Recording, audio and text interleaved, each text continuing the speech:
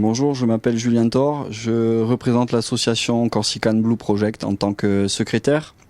Une jeune association qui a 6 mois d'existence et qui porte avant tout un projet de navire technologique, un navire dédié à la protection du littoral corse et à la veille permanente.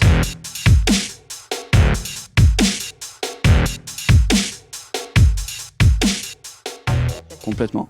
Il y a cette possibilité-là. Ce navire est aussi équipé d'annexes qui peuvent rejoindre les côtes et intervenir en cas de détection de pollution ou d'assistance apportée tout simplement. L'idée étant de ne pas court-circuiter ce qui existe déjà, mais de porter une assistance aux moyens qui sont déjà mis en place, je dirais, en Méditerranée. C'est le constat des deux porteurs de projets justement qui ont fait le tour du monde pendant 15 ans sur des navires, qui sont aperçus de la problématique qui est existante aujourd'hui, hein, cette pollution constatée sur les plastiques mais surtout sur les liquides. Aujourd'hui par exemple en Corse, il y a 17 millions de litres qui sont déversés par an, du moins sur 2017, tout autour du littoral corse.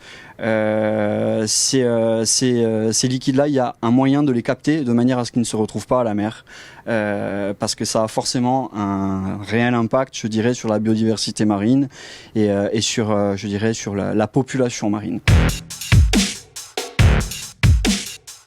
Tout d'abord, on porte un soutien aux autres associations qui font un super travail sur le terrain depuis quelques années. On a mis en place en fait trois axes d'intervention.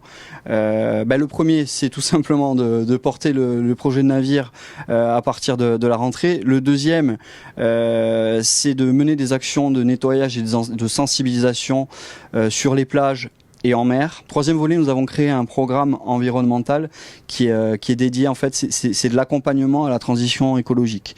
L'idée, c'est d'aider les acteurs touristiques qui sont sur le littoral à générer le moins de déchets possible à partir du moment où ils en ont la volonté. 2020-2021 pour la recherche de fonds, subventions et fonds privés. On espère, si tout va bien, le mettre à l'eau d'ici 2026.